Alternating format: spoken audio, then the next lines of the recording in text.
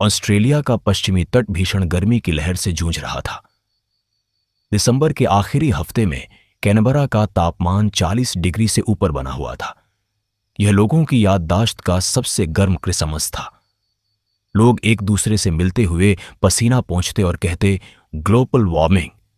लेकिन लूसी के घर में एक अलग ही किस्म की तपन चल रही थी।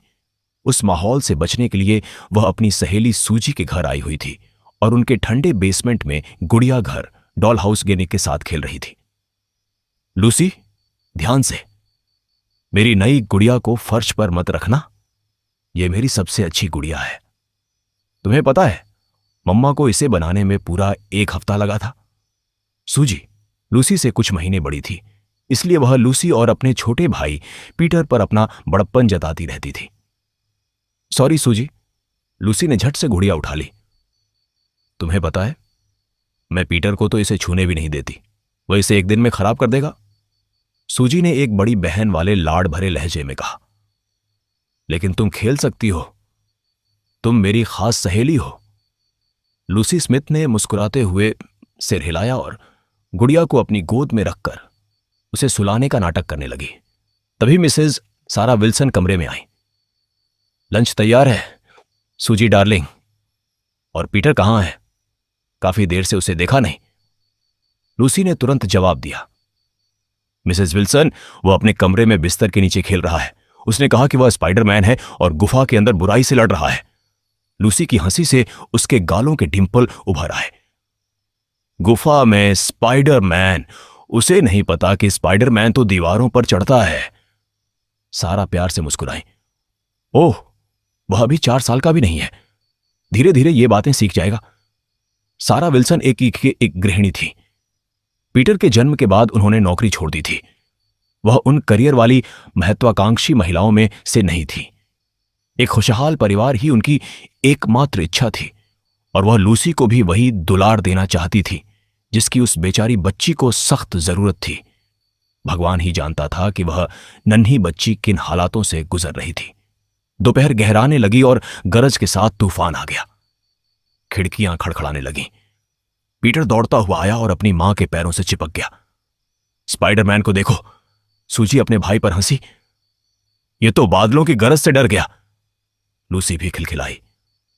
पीटर, तुम लोगों को बुरी ताकतों से कैसे बचाओगे? पीटर ने मुंह बनाया। उसे लड़कियों द्वारा चढ़ाया जाना पसंद नहीं था। बारिश होने वाली है पीटर, गर्मी से राहत मिलेगी, है ना? उसकी मां ने मुस्कुराते हुए उसके सूखे बाल सहलाए। आओ बच्चों, मैंने ठंडा गाजपाचो सूप और क्रिसमस लंच का बचा हुआ मीट पाई रखा है। ये मुझे मीट पाई बहुत पसंद है, पीटर चिल्लाया। लूसी बेटा, क्या तुम हमारे साथ लंच करोगी? सारा ने पूछा। लूसी ने शर्माते हुए सिर हिला दिया। वैसे भी उसके घर पर लंच का कोई ठिकाना नहीं था। उसके मम्मी पापा सुबह एक दूसरे से या उससे बिना एक शब्द बोले चले गए थे। उसने खुद एक सैंडविच बनाया और दूध के साथ निगल लिया था। फिर कपड़े बदलकर वह सीधे यहां आ गई थी ताकि सूजी और उसके परिवार के साथ रह सके। यहां कितना सुकून और सुरक्षा महसूस होती थी। उसके घर में ऐसा क्यों नहीं था? प्यार और खुशी। वहां तो बस गुस्सा, नफरत, बहस और भयानक झगड़े थे। कल रात ही उसके मम्मी पापा फिर से झगड़ रहे थे और उसके पापा ने मम्मी को इतनी जोर से थप्पड़ मारा था कि बंद दरवाजे के पीछे भी लूसी को उसकी आवाज सुनाई दी थी। उसने और चीखें सुनी थी और लकड़ी के फर्श पर चीजों के टकराने की आवाजें। वे एक दूसरे को किस चीज से मार रहे थे? फर्नीचर से? लूसी कांप गई थी। वे एक दूसरे को गंभीर चोट पहुंचा सकते थे। उसने उन भयानक आवाजों को रोकने के लिए अपने कान बंद कर लिए थे। वह और कर भी क्या सकती थी? वह चाहती थी कि वे साथ रहें। वह दोनों से प्यार करती थी। इस बार क्रिसमस पर कोई तोहफे भी नहीं थे। उनके घर में क्रिसमस जैसा कुछ था ही नहीं। खरीदारी का सामान एक कोने में डिब्बे में बंद पड़ा था, उसी की तरह खोया हुआ और उदास। उसके पापा एक पेड़ लाए थे, लेकिन जिस दिन उसे सजाने की योजना थी वह फोन पर किसी से बात करते रहे। मम्मी चिढ़ गईं और उन्होंने उनके हाथ से फोन छीनकर नीचे पटक दिया। फोन टूट गया। फिर दोनों के बीच भीषण लड़ाई हुई। उन्होंने एक दूसरे के लिए गंदे शब्दों का इस्तेमाल किया, धक्का मुक्की की और फिर पापा ने मम्मी के बाल खींचकर उन्हें फर्श पर पटक दिया। मुझे तुमसे शादी करने का पछतावा है, ठीक है? अब मैं तुम्हें अपनी जिंदगी से निकालकर सब ठीक करने की कोशिश कर रहा हूं। मैं इस गंदगी से छुटकारा पाकर अपनी जिंदगी साफ करना चाहता हूं। पापा चिल्लाए थे। मम्मी फर्श पर बैठी सुबकती रही। लूसी ने यह सब देखा था। इस बार किसी ने उसे अपने कमरे में जाने के लिए नहीं कहा। वह सोफे पर जड़वत बैठी रही, सदमे में और कांपती हुई। वह उस क्रिसमस ट्री की तरह अकेली और मुरझाई हुई महसूस कर रही थी जो कोने में खड़ा था। वह सब समझती थी। उसके पापा का किसी दूसरी औरत के साथ चक्कर था और वह मम्मी को छोड़ना चाहते थे, लेकिन मम्मी का कहना था कि वह अब भी उनसे प्यार करती है और अलग नहीं होना चाहती। पापा ऐसे क्यों हो गए हैं? एक राक्षस की तरह। कुछ समय पहले तक वह कितने प्यारे थे। मेरे लिए खिलौने लाते थे, आइसक्रीम खिलाते थे, पार्क में ले जाते थे। अब ऐसा लगता है जैसे उनके अंदर कोई शैतान घुस गया है। मुझे डर लगता है। लूसी के पास सूजी के अलावा बात करने के लिए कोई नहीं था। लूसी ने उससे बात करने की कोशिश की थी, लेकिन सूजी की प्रतिक्रिया उत्साहजनक नहीं थी। ऐसा होता है यार, ये तो आम बात है। क्या तुमने फिल्मों में नहीं देखा जहां आदमी अपनी पत्नी को नहीं बल्कि किसी और को प्यार करता है? सूजी ने किसी बुद्धिजीवी की तरह कहा और चली गई। लूसी चाहती थी कि क्रिसमस की छुट्टियां खत्म हो और स्कूल शुरू हो जाए। स्कूल जाना एक बड़ी राहत थी, वैसे ही जैसे सूजी के घर रहना। सूजी की मम्मी कितनी दयालु थी। वह अपने बच्चों पर कभी चिल्लाती नहीं थी। उनके पापा भी बहुत सौम्य थे। काश मेरा जन्म यहीं हुआ होता, सूजी की बहन के रूप में। हमारे नाम भी मिलते जुलते हैं, लूसी और सूजी। लूसी और सूजी। लूसी फुसफुसाई और उदास ख्यालों के साथ सूजी और उसकी मां के पीछे डाइनिंग रूम की ओर चल पड़ी। दोनों परिवार कैनबरा के डीकिन जिले की एक शांत गली में रहते थे। विल्सन परिवार से 6 घर छोड़कर स्मिथ परिवार रहता था। वे लोग 1 साल पहले ही यहां शिफ्ट हुए थे। सारा विल्सन लूसी की मां डोरा स्मिथ से सिर्फ 2 बार मिली थी। उन्होंने डोरा को एक सुंदर और सौम्य महिला पाया था। उन्हें समझ नहीं आता था कि डोरा का पति किसी और को डेट क्यों कर रहा है। गर्मियों की छुट्टियां खत्म हुई और स्कूल खुल गए। लूसी के लिए जिंदगी थोड़ी सहनीय हो गई, हालांकि अब वह अपने पिता को कम ही देखती थी। कई बार तो वह रात को घर भी नहीं आते थे। उसकी मां और भी खामोश हो गई थी। वह रोती रहती थी और लूसी से मुश्किल से बात करती थी। लूसी उनके लिए बहुत दुखी और चिंतित रहती थी। घर के हिंसक झगड़ों की जगह अब एक डरावनी खामोशी ने ले ली थी, जैसे किसी बड़े तूफान से पहले की शांति। मार्च में ऑटम बछड़ आया। पड़ोसियों के बगीचों से हंसी और बारबेक्यू की खुशबू आती थी, लेकिन लूसी का घर एक अजीब सी उदासी में लिपटा रहा।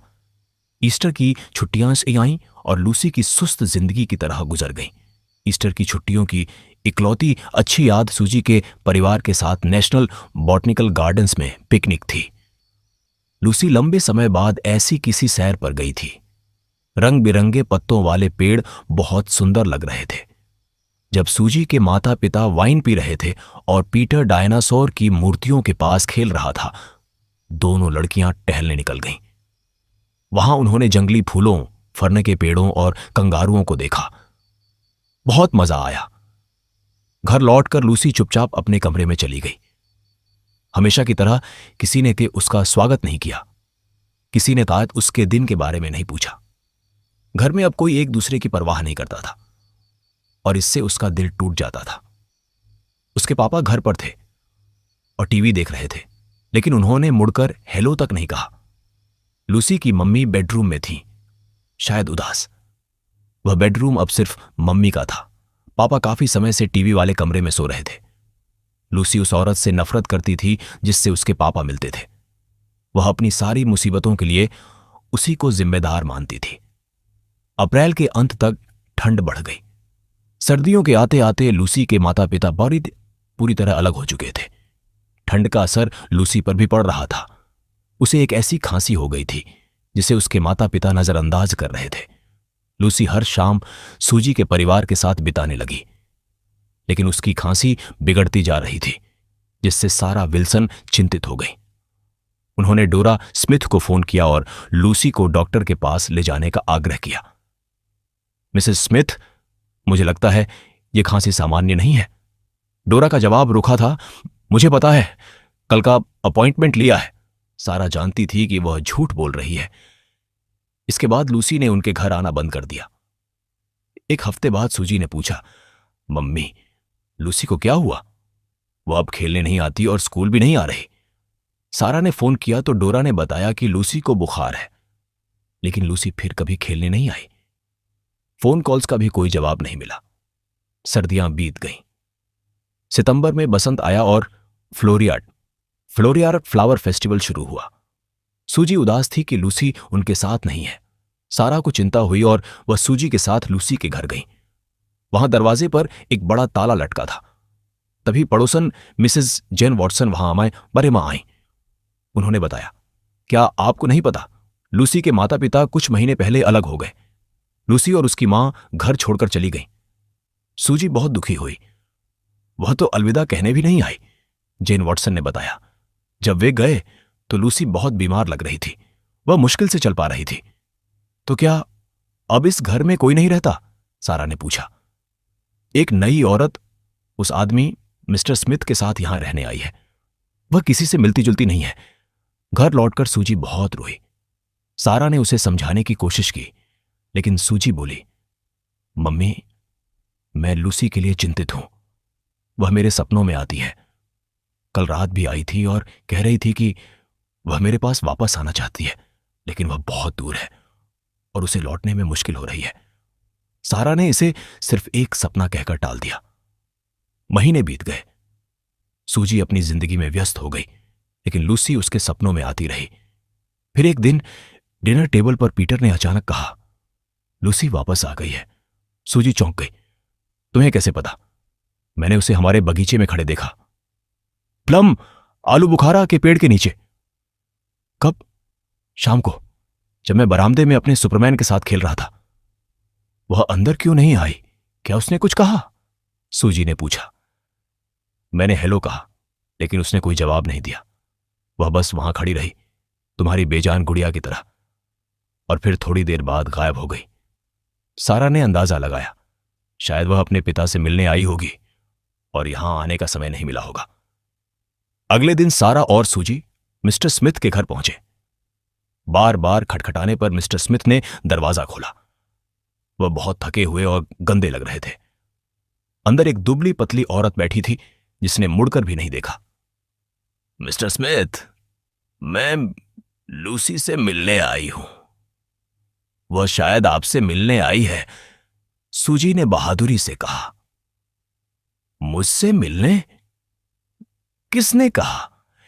मिस्टर स्मिथ का चेहरा पीला पड़ गया। आप, मेरे छोटे भाई ने कल शाम उसे देखा था, सूजी ने गर्व से कहा। मिस्टर स्मिथ हक्के बक्के रह गए, लेकिन अंदर बैठी वह औरत अचानक मुड़ी। उसका चेहरा डरावना, पीला और बीमार लग रहा था। उसने चिल्लाकर कहा, मैंने कहा था डैन, मैंने कहा था वह यहां है, लेकिन तुमने मेरा यकीन नहीं किया। मिस्टर स्मिथ ने उसकी बात अनसुनी की और सारा से बोले, मिसेस विल्सन, कोई गलतफहमी हुई है। मेरी लूसी की 6 महीने पहले निमोनिया से मौत हो गई थी। हमने उसे गुंगाहलिन कब्रिस्तान में दफना दिया है। अब हमें माफ करें। और उन्होंने दरवाजा बंद कर दिया। अंदर से उस औरत के चीखने की आवाज आ रही थी। सारा और सूजी सन्न रह गई। सूजी रोने लगी। मम्मी, मिस्टर स्मिथ झूठ बोल रहे हैं। नहीं बेटा, कोई पिता अपनी बेटी की मौत के बारे में झूठ क्यों बोलेगा? लेकिन पीटर ने उसे कल देखा था। अगर लूसी 6 महीने पहले मर गई तो पीटर ने किसे देखा? सारा का दिल तेजी से धड़क रहा था, लेकिन उसने सूजी को समझाया कि पीटर छोटा है, उसने किसी और को लूसी समझ लिया होगा। 2 हफ्ते बाद मिसेस जेन वॉटसन घबराई हुई सारा के पास आई। सारा, स्मिथ के घर में कुछ बहुत अजीब हो रहा है। वह औरत, मिस्टर स्मिथ की पार्टनर, रात में बहुत बुरी तरह चीखती है। जेन ने बताया कि 3 रात पहले वह औरत डर के मारे रात के कपड़ों में ही घर से बाहर भाग आई थी और कह रही थी वह वहां है। मैं अब और सहन नहीं कर सकती।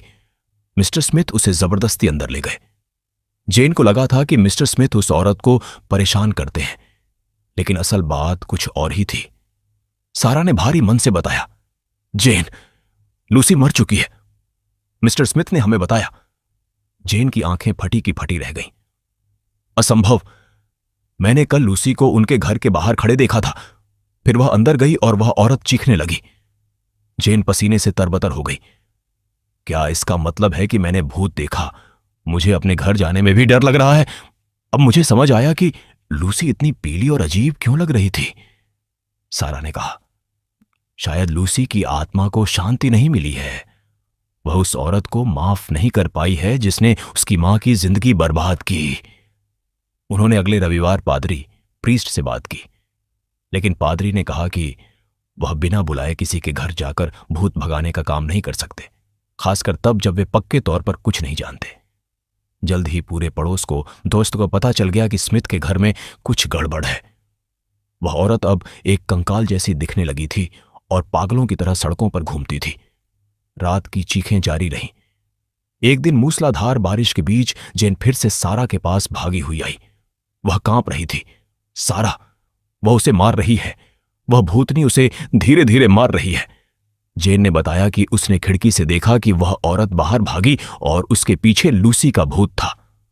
लूसी ने उस औरत के बाल इतनी जोर से खींचे कि वह दर्द से तड़प उठी।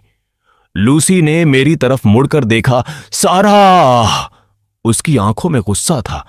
उसने अपना मुंह इतना बड़ा खोला जैसे मुझे जिंदा निगल जाएगी। उसके मुंह के अंदर सिर्फ काला अंधेरा था। उसने मुझे अपने काम से काम रखने का इशारा किया।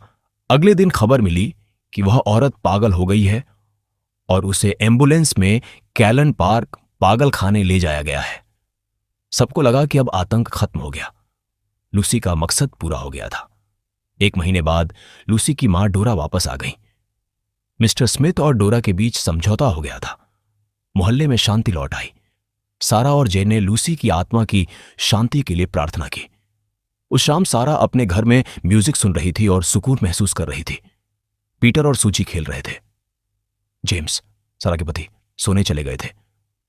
तभी पीटर कमरे के दरवाजे पर आया और मुंह बनाकर बोला, मम्मी, लूसी को उसके घर भेज दो। वह मेरे बिस्तर पर बैठी है, मैं कैसे सोऊं? सारा के हाथ पांव ठंडे पड़ गए। उसने आतंक के साथ देखा कि पीटर के ठीक पीछे एक साया खड़ा था। वह लूसी थी, लेकिन अब वह एक डरावना कंकाल जैसी लग रही थी। जहां सुंदर नीली आंखें थीं, वहां अब सिर्फ 2 गहरे काले गड्ढे थे। उसके चेहरे पर एक संतोष भरी मुस्कान थी जिसने सारा की रूह कंपा दी। उस रात कैनबरा की उस शांत गली में एक औरत की ऐसी भयानक चीख गूंजी जिसने सन्नाटे को चीर दिया। लूसी के भूत ने अपना मुंह और भी बड़ा खोला। एक अनंत काला अंधेरा। सारा सोफे पर ढह गई।